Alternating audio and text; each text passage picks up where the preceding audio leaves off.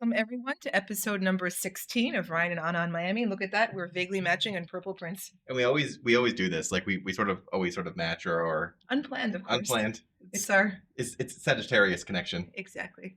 So we're going to start off today with a story that I think is a great encapsulation of a theme I keep talking about how it's early days in this migration towards Miami.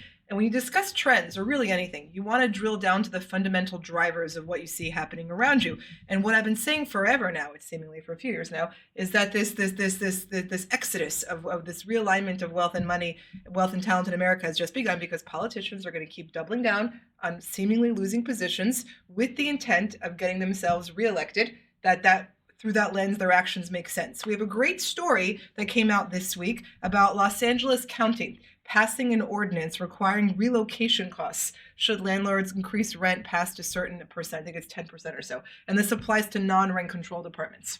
Can you elaborate on what that looks like?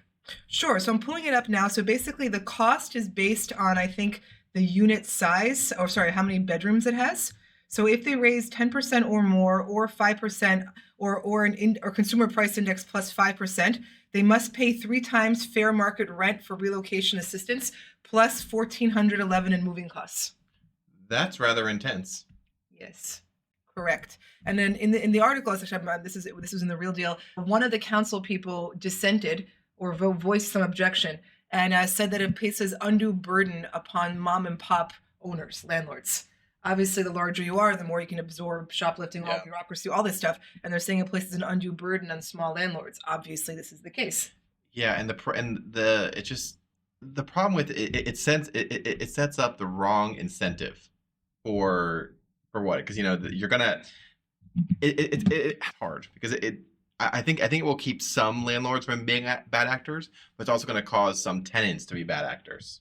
Oh, absolutely. And also what it will do long term on their housing supply is kill it.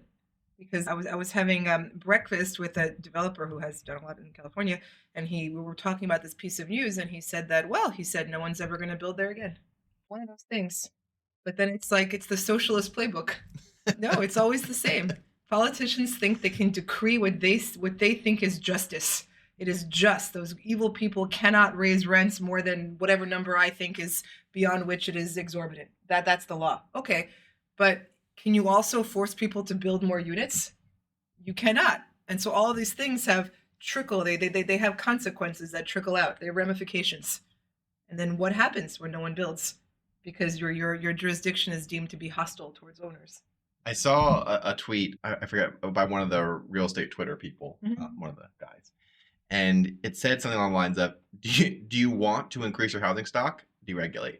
Like exactly right. Every regulation you add decreases your future stock by X amount. I don't remember what the amounts were, but every time you add X, Y, and Z, and it's funny because there's always these debates on Twitter about things like windowless bedrooms and double stairs required, and it's interesting because a lot of that is back in the day. All of those codes came to be when there were slumlords and there were tenements with like unsafe things, but we've like evolved significantly. We've evolved beyond that, the pre-war buildings in New York City and all the disasters that got us to that point. Correct.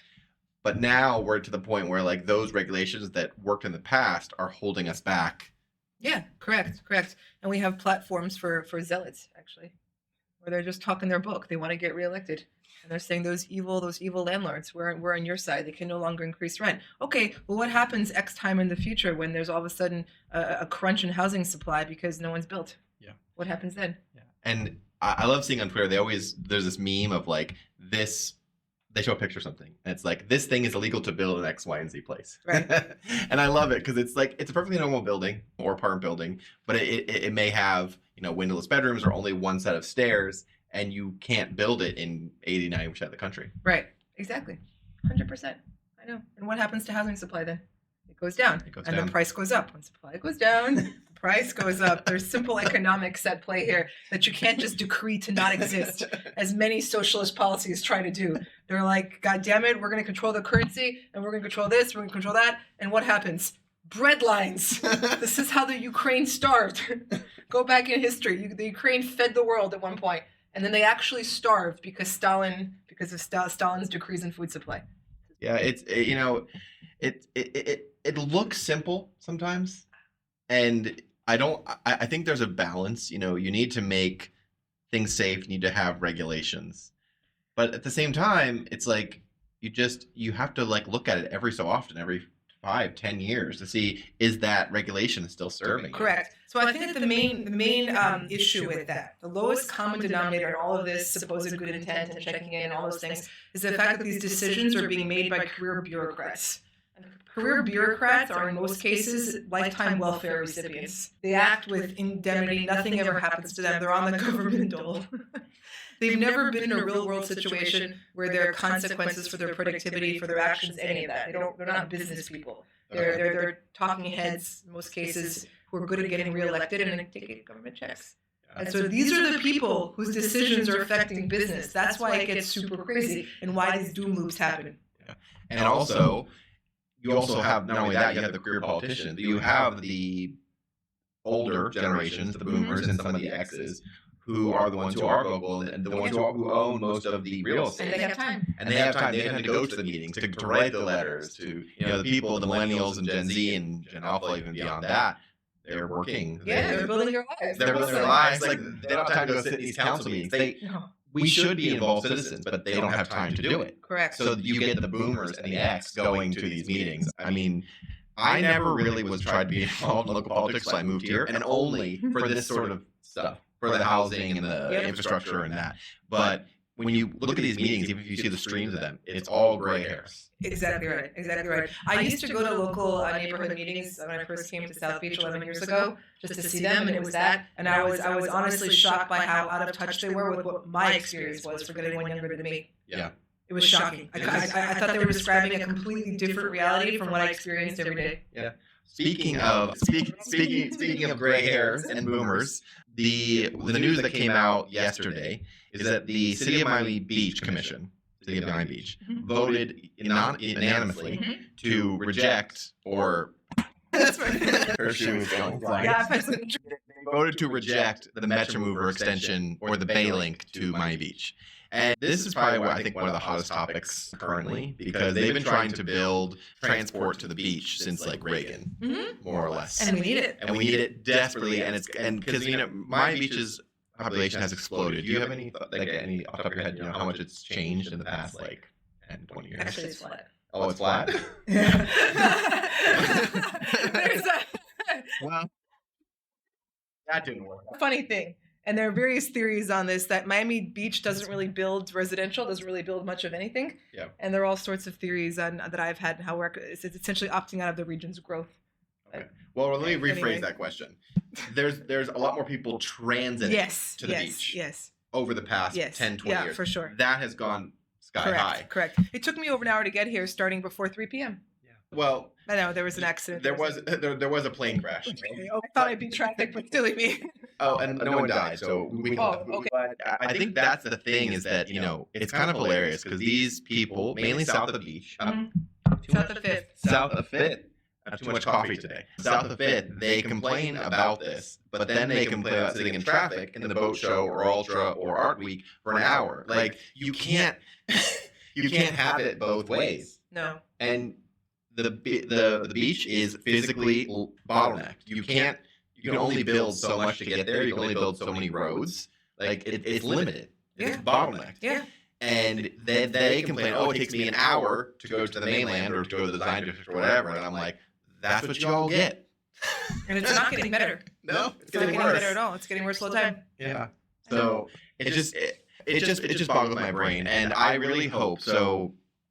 They can protest all they want, but they really aren't in charge, much they think they are. They can do lawsuits, whatever, but really the county is in charge of building any potential thing to the beach. Right. So the money for the project, I think, is not dependent upon Miami Beach. Correct? Yeah. Right. Yeah.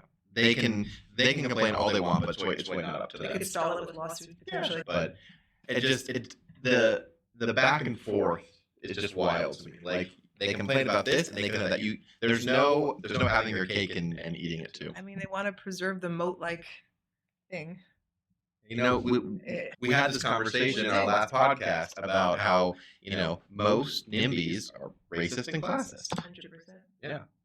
Oh, also, Not in my backyard. not in my backyard. Also, while we're ranting, did you see the latest what they're doing with spring break stuff?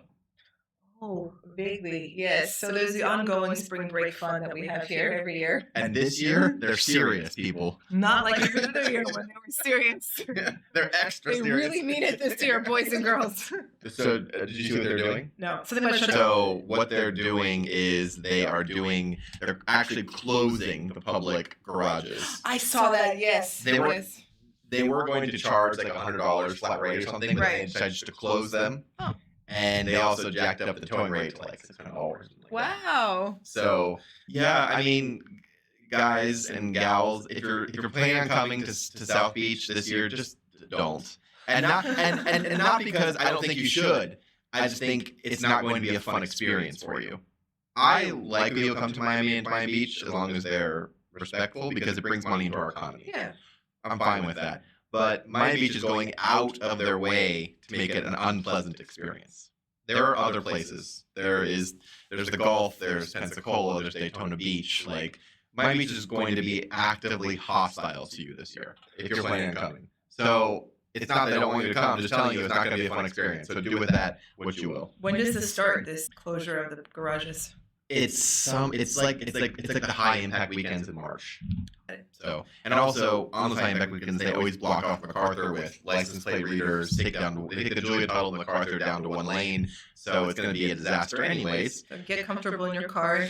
And that's the other part about it is they can control cars. Right. They cannot control transit. You can't control who comes on the Metro Beach. Right. And that's what's really it's about control. It's not about alleviating traffic. It's that they want to control who comes onto the beach. Correct. That's really it. Yeah, correct. You can close off the causeways. You can do license plate readers. You can do all those things. Yeah. Once there's a train, they're all there. The masses will be there. So I want to talk about this for a second because I used to live in Seattle. Mm-hmm. I lived in a place called Bellevue, and Bellevue is basically like, how do I start? It's like the Coral Gables of the Seattle region. Very ritzy. It was basically a brand new city, and it was controlled by one developer. His name was Kemper Freeman, and I used to work at the mall when I worked at Microsoft that he ran, and he was literally probably the biggest NIMBY that I've known in modern times, as far as like a big city. Seattle has traffic problems similar to Miami. Mm-hmm. They're cut off by water and very mountainous areas. So it's like they have limited ways to build roads. In Seattle, they have been trying to build their light rail across Lake Washington. Mm-hmm. Have you been to Seattle? Yes. Okay. So I don't know it well, though. Lake Washington is a very, very deep lake. It's like over 600 feet deep. So it's hard to build things. The bridges there have to float. Mm-hmm. They have pontoons that they float on. So you can't just build like a regular bridge. It's too deep. Wow. Anyways, they've been trying to build a light rail there for like 20 years. Mm-hmm. And back when they started talking in the 90s, Kemper Freeman literally said he didn't want people who didn't have a car to be able to come to Bellevue. He said, those people who don't have a car, I do not want them coming from Seattle to Bellevue. Yeah, he said it. He said it out loud. And so but you know what? They eventually like figured it out. Like right. the train is running, so it's beginning to run. Like you can, with enough force, get around those type of people. Correct. It takes time usually. Wear them out, time and the passage of time, new people coming, things evolving. Yeah, nothing stays the same forever. No, no, we've been saying that for a while. Yeah, it's always out Miami Beach too. It's like this refuge of NIMBYs. I couldn't take it anymore. I stopped going to all these meetings. Yeah. I had this one lady. There's it's called the Bikini Hostel on West Avenue in South Beach. Oh my! And the locals, some of these people that attend these meetings, hate it. They just hate it as a concept. And I used to live down the street from it, and I would walk down this road in front of it almost every day to go to Whole Foods. I like to walk. I'm a walking person, and I walk late at night. It's my thing. I never, knock on wood, had a single problem from any person at the Bikini Hostel. They had a little beer garden, whatever. Nothing ever happened to me. Not even close to it. It was not a thing. Anyway, so I'm at this meeting, and this one lady who was old, and not to be mean, but kind of fat, and not what one would typically call attractive. Now, there's something for everyone out there, but you know what I'm saying, okay? Yeah. This lady, and she's saying, I swear to God, she was saying with a straight face that she can't walk in front of the bikini hostel without getting harassed by the men at the beer hostel. And I'm like, lady, I was sitting there like... I don't think they're gonna harass you unless those beer goggles are thick. I mean, and I was listening to this. I'm like, lady, like, what? I couldn't believe what I was hearing. I walk in front of it every day, and I'm like, are you kidding me? And I'm thinking, all right, listen, I was about to say no offense, but if some guy is getting out of his way to harass you, maybe this is your guy. I'm dead. As crazy as Miami, the city is, I feel like Miami Beach is far more entertaining. It kind of like boils it together. It's like pressure oven. Yeah, it's more like compact. Yeah. Anyways, okay. So speaking of other things that are happening, I have been sending you a lot of things on Instagram about offices. Yes, and our two different universes going on here. Yeah.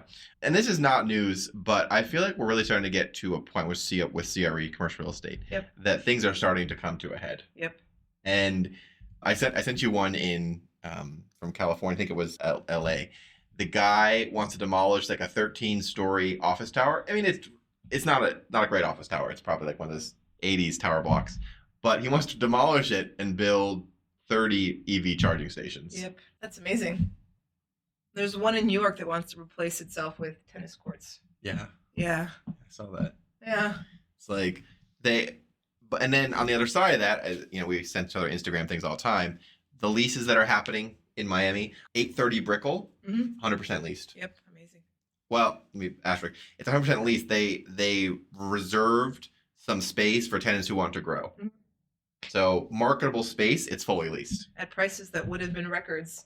Yeah. Not that long ago. Yeah, and then there are also a ton of office towers proposed or being built. Mm-hmm. You have 830 Brickell. You have the one in Edgewater, 36. You have Swire doing their super tall. Mm-hmm. There's like 4 or 5 of them that are actively in process. Class A plus offices. Yeah, it's fascinating. And also in the design district, they have. You know what it is? Miami is building for new demand. Yeah. These other cities have to somehow repurpose and scale back away from what was demand. And that's a very different thing. That's a hard thing to do. Can you elaborate on that? Like, explain that? Yeah, so basically all this new stuff that's coming to our city, to Miami, that's being built is being built upon this recognition of demand. That's why they're building it. Yeah. So we're creating new. We're adding more, creating new, and building in response to new demand that's emerging in this post-COVID 21st century world. Yeah. Whereas in places that already had so many office buildings built out, like Miami did not. It's a new city. Yeah. So we go to New York City, for example, or other cities like it. They had demand in place, and the demand equation changed during COVID. So we're building in response to an uptick in new demand, whereas they have to respond to a downturn in demand. And they have to modify, repurpose, destroy, do something. Because even if 10% of people change their behavior at scale, that's enormous. Yeah. And they were built for the previous demand. Okay. And that changed to a negative for them, but to a positive here. Okay. Interesting. Yeah. Speaking of that, there's been a lot of stories also in the news this week about San Francisco being back. Yeah. Oh my God. The anecdotal Wall Street Journal article. Oh, with that had Keith in it. I was about to write again to the Wall Street Journal, but come in peace. Like, okay, listen, I swear, Miami lives rent free in these people's minds. Yes. Because literally, there's a story about San Francisco, and they're like in the first 10 words. Miami. Yes. And I was just like, what? And it's anecdotal. Yeah. They have no hard data. It's anecdotal. Listen, I'm sure somebody moved back. It's not 100% thing. The question is the net. You could always find an example. The whole article is anecdotal. And it was really just a hit piece on Keith Robois. Yes, because they were bitter at him. Yeah. I know he's thrown shade at San Francisco, as have I, but the whole thing was literally a hit piece on him. Yes, with him in Miami. Yeah. But it was interesting because good for them on trying to fix their narrative. But the whole thing is this whole San Francisco is back is predicated on the current AI boom. And the article, in fact, was talking about that. It's the whole thing. San Francisco is back is predicated on this AI boom, which fabulous. I like AI too. But what people don't realize is that the AI boom in San Francisco is a neighborhood like this big. Yep. It's Heights something. I don't know. It's wherever OpenAI has their headquarters. Mm-hmm. That is not in downtown San Francisco or the final district. It's way over there somewhere. Correct. Like no people were saying that in comments. There were people in comments saying, well, don't you mean that these two areas are doing well, not San Francisco? Yeah. Yeah. Yeah. And I was sort of ranting about it, and what I said is that would be like saying Wynwood is doing fabulous and the rest of greater downtown is in the toilet. Yeah, like that's it. Yes. And on that same note, in San Francisco, they are doing the same thing. They're selling office towers for below replacement. They are converting them. Market Street in San Francisco and the area around the financial district is not doing well. No. It has not recovered from COVID. Around OpenAI's headquarters, fabulous. Great, fine. People are moving there. But that's like this much of San Francisco. And it just, anyways, that gets my... It's really amazing. It gets my goat. Miami is living rent-free in their heads. It is. I think it's an identity crisis challenge for them. Yeah. To be honest. And just the fact that, I've said this since the beginning of, the fact that Miami got on the stage during COVID is an accomplishment. Correct. Because we were not on that stage before. Nope. And did the city completely change? Did we get, Microsoft and Google and all this stuff here overnight? No. But we got on the stage, and that to me matters. Yep, exactly. So, and now we're living rent free in San Francisco in the Wall Street Journal's Wall Street Journal article that I commented on. It was some months ago, where they misinterpreted the findings of a Brookings Institute study on population changes during and post COVID. Yeah. And Miami was one of the few cities that had an uptick immediately after COVID, whereas LA and New York did not. And they all lost population in peak COVID, except for 4 of the 50 they tracked, whatever it was. Yeah. And the whole title of the article was Miami loses population for the first time in 30 years. And I was like, so did New York and Los Angeles. But that was not the headline. Yeah, you know what? But I mean, that just goes back to what we've always said is like Miami is on people's minds. And it's an identity crisis. And it wasn't before. So Correct. I can deal with that. You know what they say? All publicity is good publicity. Absolutely. Yeah. What besides what Miami Beach is doing? I can't fix that. But Miami Beach has geography to save it. The ocean is so beautiful. The beaches are so beautiful. Thus, people can be as difficult as they want, and people will still want to be there. Exactly. And that's what's happening there. Yeah. Yeah. It's like they have an irreplaceable resource that you cannot get anywhere else. Yeah. So they could be awful, they could be difficult, they can make it impossible to build anything new, and people will still want to be there because of the ocean. Yeah. Yeah. It's, I always say this, I love my beach. I go there. I know you live there, but I go there maybe twice a month, maybe 3 times a month just to go. And, I walk around South Point and that, but it's like, to me, it's a little like the Vegas Strip. Yeah. Because, you go to the Vegas Strip and you see it and you see the tourism, you see the sights, you've seen it. But it's not somewhere where I would just go to like relax or like chill or walk around. That for me personally, it's a wonderful place. But if I'm doing that, I can walk around downtown, my neighborhood. I can walk around Wynwood. Like interesting. Yeah, I have the opposite feeling. Really? Yeah. But so you don't like downtown? Not to walk around. I walk around Miami Beach all the time. I take these 2-hour walks around the perimeter. Yeah. I stop by Muscle Beach. I do some pull-ups. Chat with people. I see your Instagrams. Muscle Beach is a wonderful thing. It is. Outdoor gym on Ocean Drive, I think around 8th or 9th Street. Great scenery. Yes, all the boys. The male-female ratio is, depending on your preferences, could be to your advantage. Yeah. I mean, that's why I love going to South Point on like Sundays, even though they're trying to stop the drum circle or whatever. That too, yes. These are the same people opposed to the Bay Lake, by the way. My beach is just... It's a no-fun zone. Yeah, no fun zone. Like, I don't know who said it. I think it might have been Billy Corbin, but we don't agree much, me and Billy Corbin. Mm-hmm. But we did agree. I'm not sure if he said it. I'm not sure if it's quote or not. But he said, Miami Beach loves the party but hates the crowd. Yeah. And you can dive into that and do the nuance all you want. But that is basically the truth. I think many of them now don't even like the party anymore either. Yeah. It's like they want it to be like Coral Gables or something. But it's not. This is the crazy thing. And those same people weren't that way 10 years ago. Yeah. That's the other crazy thing. They forgot when they were having fun. They got old and... No fun zone. No fun zone. Do you have any projects or anything you've been interested in? I know you're working on a bunch of stuff. Are you able to talk about any of it? Not really. This is my top secret projects that I'm masterminding that are coming to the skyline. She called me yesterday, and we won't name names, but she's like, I redid this entire project by myself. And she sent me like a voice note that was like 3 minutes long. The next one I'm sure was about jujitsu. Oh, but yeah, so she's redoing projects in here that you'll hear about. They're coming. They're coming. They're coming Multiple. soon. We shall see. Yeah, yeah. No, I really think with the Wall Street Journal and the West Coast people, it's an identity crisis. Yeah. I think about this more and more. It's like they're a little bit bitter about it all. Well, and they're imposing laws trying to constrain capital, but capital can leave. Oh, speaking of leaving, you saw who's moving to Florida. Rocky. I know, I saw that today. I think that was from some show he has. I don't watch television. I don't watch anything. But I think he has some reality TV show with his family. It's Sylvester Stallone. And I think they made this announcement 2 years ago on the show. Yeah. When it happened. I'm not quite sure. I don't watch TV. Yeah. But I saw that today. I was like, oh, even Rocky's moving. Yeah. My friend Max, who lives so Rocky used to live in Florida. Okay. Back in the day, like 90s. He used to live down by Vizcaya. Mm-hmm. My friend Max lives in that neighborhood, and he's like, oh, he's like, I wonder if he's going back into his old house, because that's where Ken Griffin lives in too. Ken Griffin bought the house from Adrian Arsh. Okay. Like the really big estate there on the corner. Okay. Yeah. One of his 3 he bought down here. Yes. Yeah. Yep. And then also, did you see the tweet that Omar posted about Jeff Bezos being Coconut Grove? No. You didn't? What did he do? He went viral. Omar was at a farmer's market. Oh, I did see. The picture of him. Yeah. With his wife. Were they married yet? I don't know. But yeah, who knows? But yeah, they were there in a booth. Yeah. He was like, oh, casual Bezos sighting. And then I saw him on TMZ. He was at Tropical Chinese. Good for him. Yeah. See, someone who could live anywhere chooses to spend his time here. Well, him and Rocky. I mean, people forget that Jeff Bezos is a Miami boy. This is true. He was born and raised Cuban stepfather. This is true. So he grew up in the Westchester, Kendall area. No, so it makes sense. It's like home for him. And he brought his Latina with him.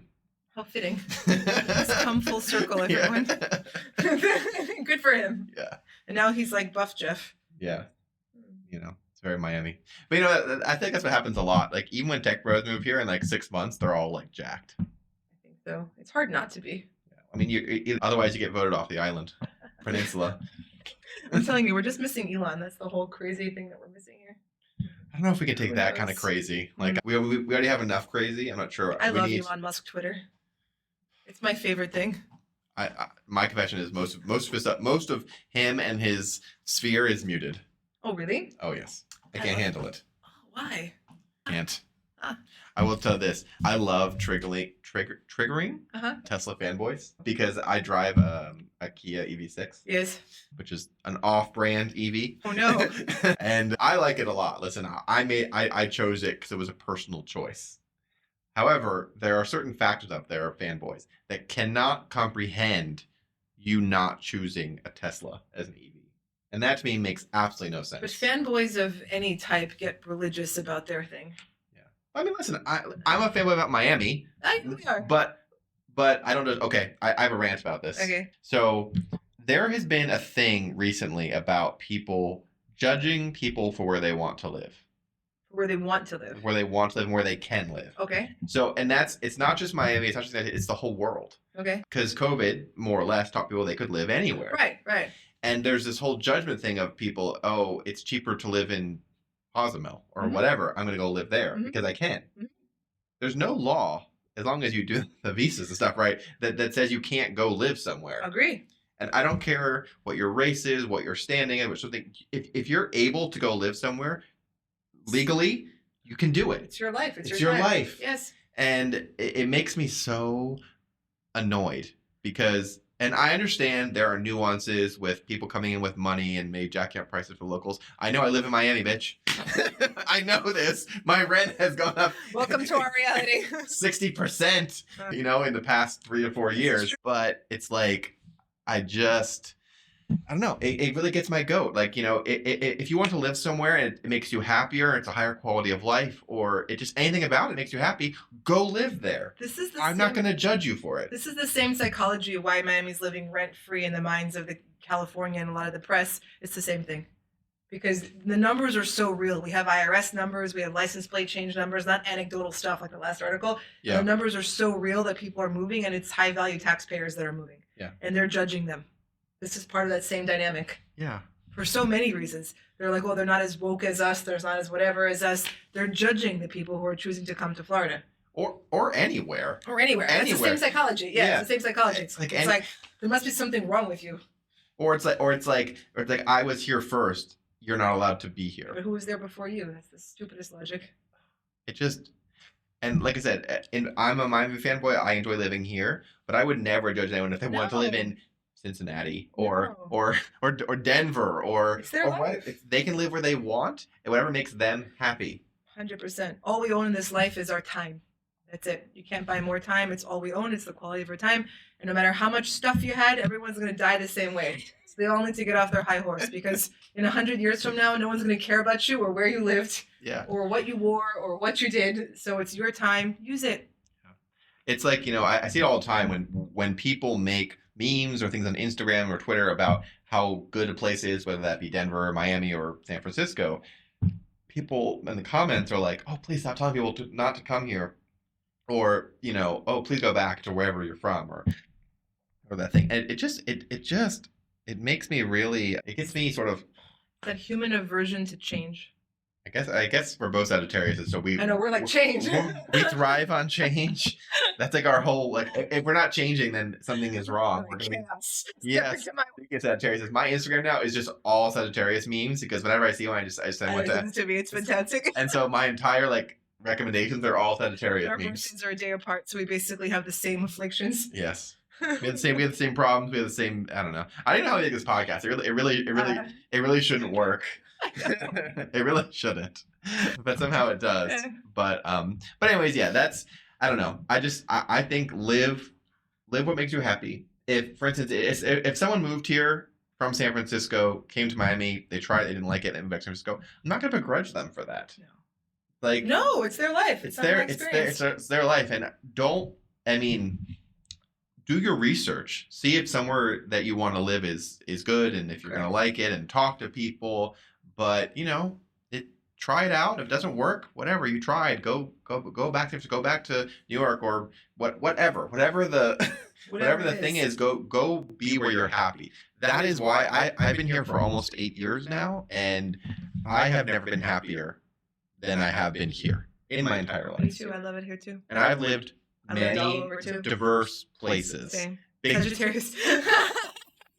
We've lived in lots of places. Yeah, the only thing I haven't lived in is New York City, and I just don't want to. Right. But other than that, I've done this stuff, and I don't see a reason to leave. I'm the happiest here. Same. But don't take my word for it.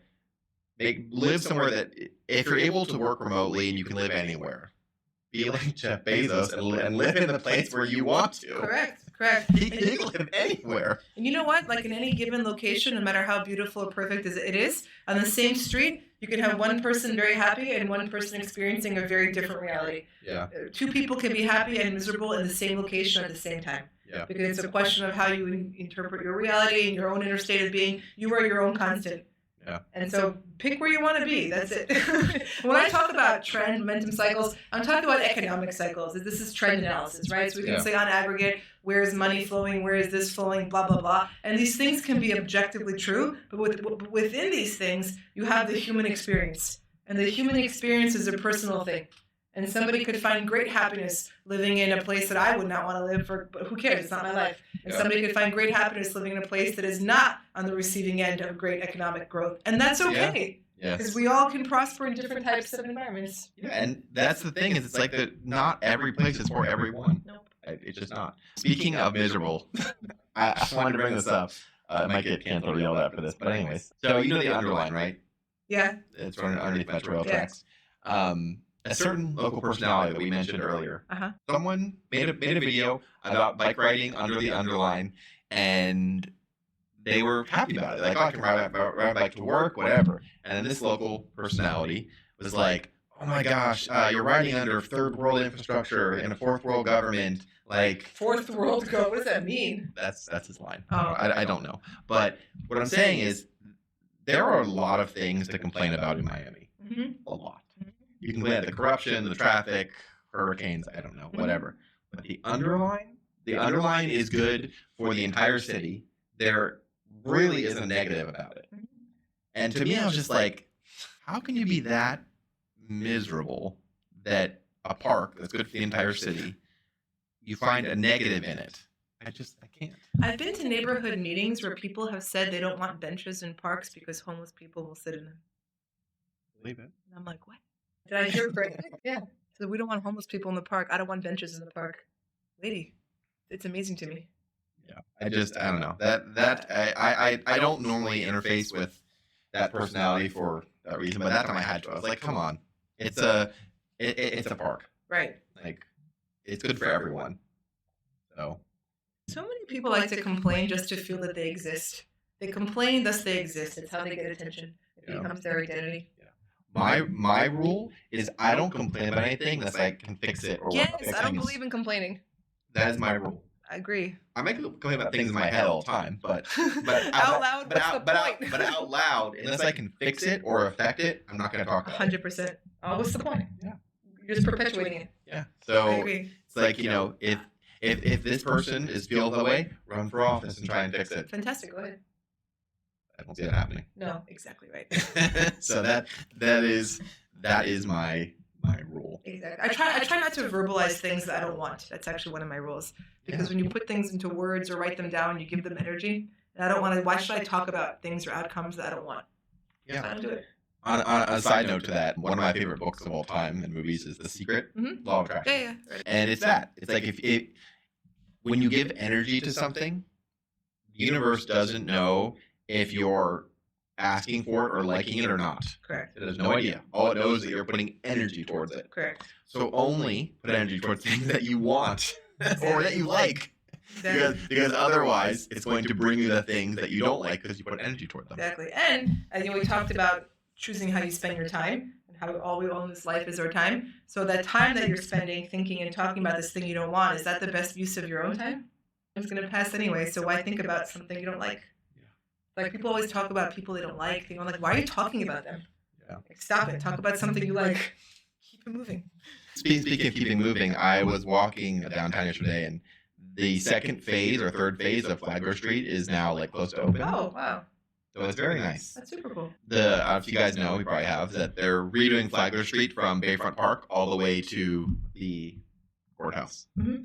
And it's been needing work for 25 years. And they're making it like a curbless street, so you can do like festivals on it and stuff. Mm-hmm.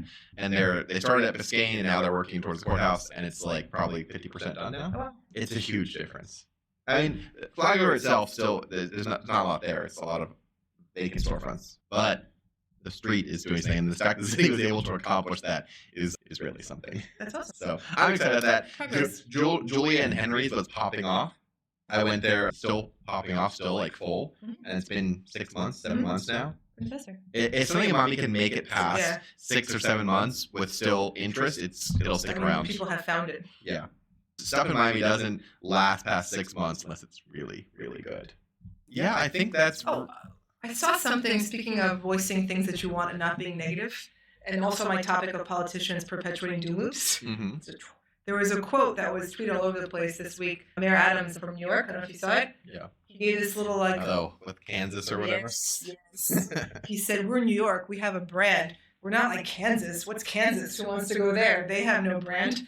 And then people are laughing. These police guys or deputy guys, whoever they were around him, are laughing. I thought it was extremely bad taste and indicative of the myopic echo chamber that is his world. Because they all think this is funny and they all think it's great. And then meanwhile, guys, New York has gotten a lot of negative press lately. Yeah. It's just, but it was just another example of politicians doubling down on a course that they have no understanding of the ramifications of what they're doing. Well, I mean, that's a lot of places that are superstar cities or former superstar cities have that. They cannot fathom that other places exist. It was basically what he was saying. Outside of their little thing, and secondly that they will be a superstar city forever, Correct. or they'll be the center of the universe forever. Right. No one can comprehend. They can't comprehend that those two things aren't always true. Perhaps he's at the helm of the Titanic. Rearranging deck chairs. Exactly. Yeah, I mean, you know what? I love that though, because I like it when people say what they think, for better or for worse. Yes. Because it shows you. Like, Yeah. it's the reason I don't like politics, because everyone lies, everyone says one That thing. was honesty what he did there. It's honesty. And that shows, okay, this guy is an elitist piece of, yeah, great, good to know. Fantastic, good to know. Good to know. And so I like that, because it tells me that, it informs my perception of them. We see who he is. Yes, exactly. And listen, I don't throw glass stones. No. Glass stones. I don't throw stones in glass houses.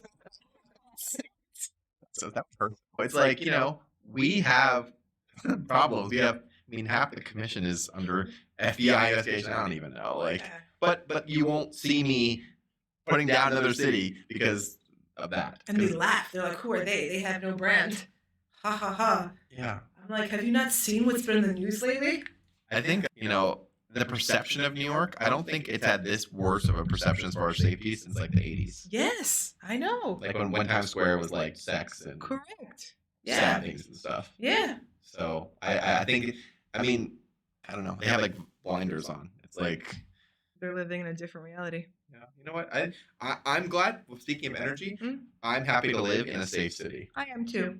Like that to me is like, I'm happy to live in a safe city that I don't have to worry most times. Walk out my front door or, walking around. And I've always said this, like, I've walked around the worst parts of downtown Miami at like 3 a.m. Yep. Same. It never even felt remotely. You might have a couple homeless or transient people yelling at you, like, that's really the extent of it. Ryan will break out his secret kung fu skills. Oh my word. I can scream like that. They'll underestimate me. That's the issue. But also, Anna, We'll drop them on the concrete. Anna, you need to stop injuring yourself. I can't handle it.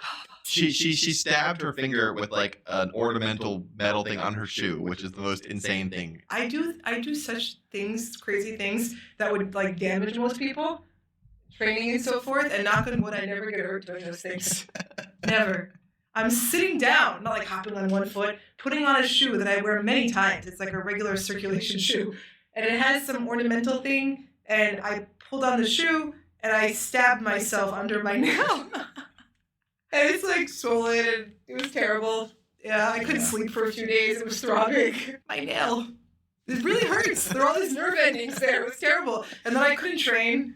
And I was already sick in the first part of the week. And then I got over that. It wasn't terrible. And then I couldn't sleep for days because I damaged myself putting on a pair of shoes. That's so amazing. It's like, how'd you hurt yourself? Like wrestling, jiu-jitsu? No, I was putting on a shoe. Well, I told her it makes her feeling better. When I was a teenager, I broke my thumb by sitting on it.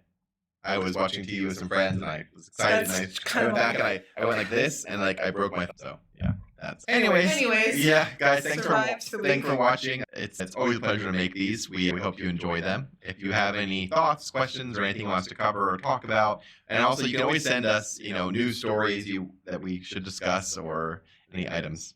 All right, guys. See you next time. Have a great day. See you next time. Ciao. Bye.